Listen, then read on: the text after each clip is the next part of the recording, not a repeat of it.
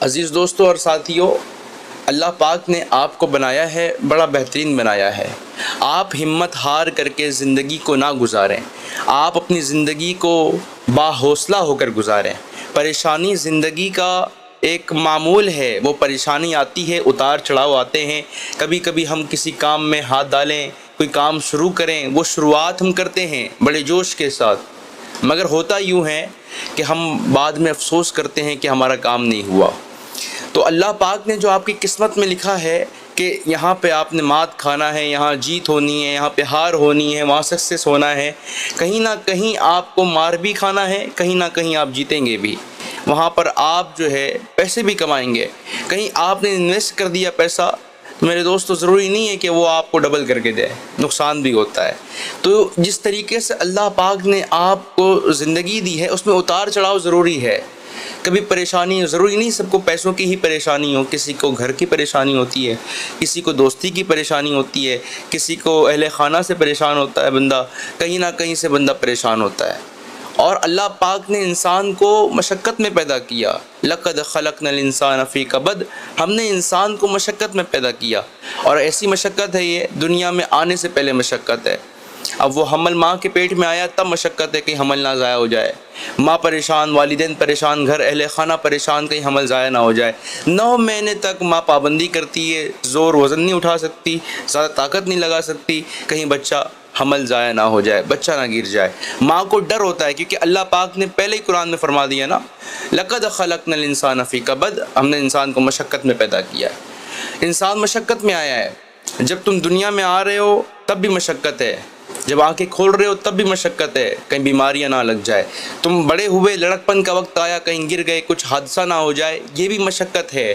اور یہ مشقت صرف ایک ٹائم تک محدود نہیں ہے، جب تک آپ یہاں رہیں گے تب تک مشقت آپ کو اٹھانا ہے عزیز ساتھیوں، تب تک مشقت ہوگی۔ اس کی وجہ کیا ہے؟ وجہ یہ ہے اللہ نے آپ کو مشقت میں پیدا کیا ہے۔ مشقت کب تک ہے؟ جب تک آپ کو موت نہیں آتی تب تک مشقت ہے۔ اور اس کے بعد تو اللہ نے جو زندگی انسان کو دی ہے، جو اللہ نے لائف دی ہے مرنے کے بعد، وہ زندگی اصل زندگی ہے۔ ہم کیا سمجھتے ہیں کہ ہم نے اچھا گھر بنا لیا، بہت پیسے بنا لیے، بہت روپیہ بنا لیا، بہت دولت بنا لی، سب کچھ کر لیا، اب یہاں پہ ہم مات کھا رہے ہیں، اب یہاں پہ ہم اپنی چھوٹی سی سوچ کو پیدا کر رہے ہیں۔ ہم کیا سمجھ جاتے ہیں کہ اب ہمیں موت نہیں ہے۔ قارون کے پاس خزانہ تھا نا، شداد کے پاس تھا نا، فرعون کے پاس تھا، ہم سے زیادہ امیر ہے؟ نہیں، ان سے زیادہ ہم امیر نہیں ہیں۔ نمرود کے پاس اتنا خزانہ، قارون کے پاس اتنا خزانہ، نہ جانے کس کس کے پاس کتنا خزانہ رہا ہوگا اس دور میں، اور ابھی بھی ہے۔ مگر مجھے آپ ایک چھوٹا سی اگزامپل دیں کہ کیا وہ بندہ آج تک زندہ ہے؟ نہیں، وہ بندہ زندہ نہیں ہے۔ آپ نے روپیہ کما لیا ہے، دولت کما لی ہے، پیسہ کما لیا ہے، گھر بنا لیا، سب کچھ سیٹ کر لیا، میرے دوستو پھر بھی کچھ سیٹ نہیں ہوتا، انسان پھر بھی بے چین ہوتا ہے، انسان پھر بھی تکلیف میں ہوتا ہے، دلی سکون نہیں ہوتا اس کے پاس، دل سے انسان تکلیف میں ہوتا ہے۔ سب کچھ آپ کروڑ پتی سے پوچھ لے تو مصیبت میں ہے، یا پھر کسی غریب سے پوچھے وہ بھی کہے گا میں بھی تکلیف میں چل رہا ہوں۔ امیر سے امیر بندہ بھی مصیبت میں ہے۔ 2000 کروڑ کمانے والے کو 10,000 کروڑ کمانے کی فکر ہے، اور 1000 کمانے والے کو 10,000 کمانے کی فکر ہے۔ یہ دنیا ہی اس چیز کا نام ہے عزیز ساتھیوں، یہ آپ کو غم دیتی رہتی ہے، یہ آپ کو بے سکونی دیتی رہتی ہے۔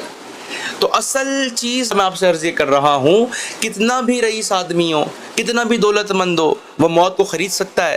نہیں خرید سکتا۔ اور اگرچہ وہ اپنی زندگی کو یہ سمجھ لے کہ مجھے موت نہیں آئے گی، مجھے مرنا نہیں ہے، تو یہ اس کی غلط فہمی ہے۔ موت ایسی چیز ہے جس کو کوئی جھٹلا نہیں سکتا۔ سائنس ہر جگہ اپنا روڑا ڈالتی ہے، کہتی ہے یہ چیز نہیں ہو سکتا، وہ چیز ایسی ہے، مگر سائنس نے کبھی اختلاف نہیں کیا موت پر۔ کیوں؟ معلوم ہے موت ایسی حقیقت ہے جس کو کوئی جھٹلا نہیں سکتا، کوئی جھٹلا نہیں سکتا۔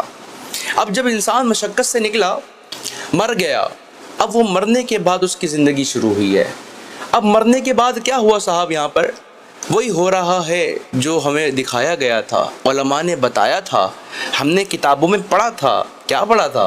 پڑھا یہ تھا کہ اللہ پاک حساب لے گا۔ کس چیز کا؟ پیسوں کا حساب، روپیوں کا حساب، دولت کا حساب، ہر ایک چیز کا، بلکہ ایک قطرہ پانی اگر زمین پہ زیادہ ہم نے ضائع کر دیا، بہا دیا، اس کا بھی اللہ حساب لے گا۔ تو جب اللہ ایک قطرے پانی جو ضائع ہو جائے ایک زیادہ، اس کا بھی حساب لے گا، تو اتنی بڑی جوانی اللہ نے آپ کو دی ہے، اتنی خوبصورت جوانی دی ہے، آپ اگر چوراہے پہ بیٹھ کے اس کو ضائع کریں گے، آپ بدکاری میں وقت لگائیں گے، آپ جوا بازی میں وقت لگائیں گے، شراب نوشی میں وقت لگائیں گے، فالتو گیدرنگ میں بیٹھیں گے جا کر کے، زندگی کا کوئی مقصد نہیں بنائیں گے آپ، تو عزیز ساتھیو اللہ اس کا حساب نہیں لے گا۔ اللہ نے اس کا بھی حساب لینا ہے۔ اللہ پوچھے گا کہ میں نے تمہیں زندگی دی اتنی اچھی، بلکہ حبیب کی امت میں پیدا کیا جس میں انبیاء کرام نے پیدا ہونے کے لیے دعائیں مانگی، تو نے اس امت میں آنے کے بعد کیا کام کیا ہے جس سے 10 لوگوں کو فائدہ پہنچا ہو؟ یا تیری زندگی جو مرنے کے بعد شروع ہے، یعنی تم مر چکا، اس کے بعد تیرے لیے فائدہ کیا تھا؟ تو عقل مند کون ہے؟ عقل مند انسان وہ ہے جو آنکھ بند ہونے سے پہلے اپنی آنکھوں کو کھول دے۔ ایک بادشاہ تھا، اس نے کہا اپنے وزیروں سے کہ جاؤ میری رعایا کے اندر، جہاں اس کی حکومت تھی پورے علاقے کے اندر، پورا جو ملک تھا اس کے اندر جاؤ، دیکھو یہاں پر سب سے بڑا بے وقوف کون ہے، سب سے بڑا پاگل کون ہے، اسے لے آؤ۔ لوگوں نے جو ہے ڈھونڈنا شروع کیا، سپاہیوں نے ڈھونڈنا شروع کیا، کافی لوگ آ گئے، اور بادشاہ نے بلایا تھا، شاید ہو سکتا تھا کہ بادشاہ انعام و کرام دے۔ تو جب اتنی تلاش کرنے کے بعد جب ڈھونڈا گیا تو ایک پاگل ملا، اسے بادشاہ کے دربار میں پیش کیا وزیروں نے۔ تو بادشاہ نے اس کو اعزازی جو ہے گلپوشی کی کہ تو سب سے بڑا اس حکومت کا بے وقوف آدمی ہے۔ اللہ اکبر، تو سب سے بڑا بے وقوف آدمی ہے، اس کی گلپوشی کی گئی۔ اب اس کے بعد عزیز دوستو اور ساتھیو کیا ہونا تھا؟ کیا لگتا ہے کیا ہوا ہوگا؟ بادشاہ بیمار ہوا، اور ایسا بیمار ہوا کہ لوگ اسے دیکھنے آنے لگے۔ ہو سکتا ہے کہ بادشاہ کا وصال ہو جائے، انتقال ہو جائے۔ جب یہ خبر اس پاگل کے پاس پہنچی نا جو بے وقوف تھا، تو یہ بھی بادشاہ کے پاس پہنچا۔ سپاہیوں نے روکا، کہا مجھے بادشاہ وقت سے ملنا ہے۔ وہ گیا، جب وہ گیا تو بادشاہ کے قریب ہو کر بیٹھ گیا۔ بادشاہ سے کہنے لگا ہوا کیا ہے آپ کو؟ تھا تو بے وقوف، تھا تو پاگل۔ تو اس نے بادشاہ سے کہا کہ آپ کو ہوا کیا ہے؟ تو بادشاہ کہنے لگا میں بیمار ہوں۔ اس نے کہا بیمار کیا ہوتا ہے؟ بیمار یہ ہوتا ہے کہ انسان مرنے والا ہے۔ یہ مرنا کیا ہوتا ہے؟ تو بادشاہ نے اس کو اپنے انداز میں سمجھایا کہ مرنا یہ ہوتا ہے کہ اس دنیا سے دوسری دنیا میں جا رہا ہوں۔ اللہ! تو اس نے پاگل نے کیا کہا ہوگا، بے وقوف نے کیا کہا؟ کہا اچھا آپ اس دنیا سے اس دنیا جا رہے ہیں؟ تو مجھے آپ بتائیے، آپ نے اس دنیا میں تو محل بنایا، آپ کے پاس سپاہی ہے، آپ کے پاس خدمت گزار ہیں، آپ کے پاس دولت ہے، آپ کے پاس گاڑیاں ہیں، سب کچھ ہے۔ آپ نے جس ملک جانا ہے، جس دنیا میں جانا ہے، دوسری دنیا میں جانا ہے، اس دنیا کے لیے آپ نے کیا بنایا ہے؟ وہاں پر آپ نے محل بنایا؟ بادشاہ نے کہا نہیں۔ پھر اس بیوقوف نے پوچھا وہاں پر آپ کی خدمت گزار ہیں، دولت ہے، وہاں محل ہے، درخت ہے؟ بادشاہ کہنے لگا نہیں۔ اللہ اکبر! اس بے وقوف نے وہ ہار جس کو بادشاہ نے اس بے وقوف کو پہنایا اور کہا یہ بے وقوف پورے ملک کا سب سے بڑا بے وقوف ہے، وہ گلپوشی والا ہار اس نے بادشاہ کے گلے میں ڈالا، اور اس نے بیوقوف نے کیا کہا کہ تم سے بڑا کوئی بیوقوف نہیں ہو سکتا، کیونکہ جو انسان جانتا ہے کہ مجھے اس دنیا سے دوسری دنیا میں جانا ہے، یہاں سے کہیں اور کچھ کرنا ہے، تو اس نے تو یہاں کے لیے سب کچھ بنایا، دولت بنائی، گھر بنایا، سب کچھ بنا لیا، مگر جانے والی دنیا جہاں اصل جانا ہے وہاں کے لیے کچھ نہیں بنایا۔ وہاں کے لیے نہ محل بنائے، نہ وہاں کے لیے کچھ نیکیاں بھیجی، نہ وہاں کے لیے کچھ روپیہ بھیجا۔ تم سے بڑا کوئی بھی بے وقوف نہیں ہو سکتا۔ اور یہی حال عزیز دوستو اور ساتھی ہمارا ہے۔ ہم کرتے کیا ہے؟ ہم بھی یہ بے وقوفی کر رہے ہیں۔ ہم نے یہاں پر گھر بنا لیا، دولت بنا لی، روپیہ بنا لیا، پیسہ بنا لیا، سب کچھ بنا لیا، مگر کیا نہیں کیا؟ ہم نے اپنی جو مرنے کے بعد والی زندگی ہے، ہم نے اس کے لیے کچھ نہیں بھیجا، کچھ نہیں بنایا۔ بتائیں ہم نے وہاں محل بنایا ہے؟ ہم نے وہاں پہ نیکیاں بھیجی ہیں؟ نہیں عزیز دوستو اور ساتھیو، ہم تو اس دنیا کی فکر میں لگے ہوئے ہیں۔ آج اتنا کماؤں گا، کل اتنا کماؤں گا، کل اس سے لینا ہے، کل اس کو دینا ہے۔ ہم اس دنیا کے چنگل میں پھنستے چلے جا رہے ہیں، اور اتنا پھنس گئے ہیں کہ اب ہم اس سے نکل بھی نہیں سکتے۔ تو اب آپ کہیں گے جب نکل ہی نہیں سکتے تو ایسی کون سی چیز ہے مولانا صاحب جو ہمیں اس چیز سے نکال سکتی ہے، اس دنیا سے نکال سکتی ہے؟